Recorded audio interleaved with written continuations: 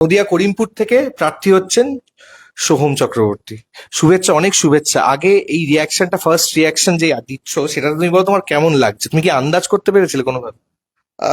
দেখো, টেনশনে ছিলাম। ঠিক আছে, অবশ্যই তাই। মানে উম, এইটুকু বিশ্বাস ছিল যে কোথাও একটা হবে। ঠিক আছে। কিন্তু হ্যাঁ, করিমপুর, বাট এমন কিছু মানে নতুন নয়। আহ, যে এর আগেও আমি গেছিলাম করিমপুরে, প্রচারের ক্ষেত্রেই গেছিলাম।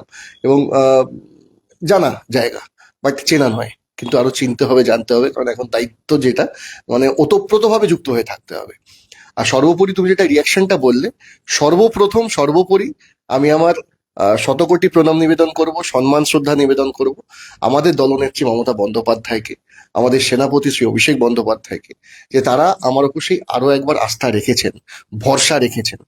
এবং আমার কাছে গুরু দায়িত্ব হলো এই তৃণমূল কংগ্রেসের একজন সৈনিক এবং কর্মী হিসেবে, যে তাদের দুজনের ওই আস্থাটার যাতে মর্মটা আমি রাখতে পারি, যথার্থতা যেন বজায় রাখতে পারি।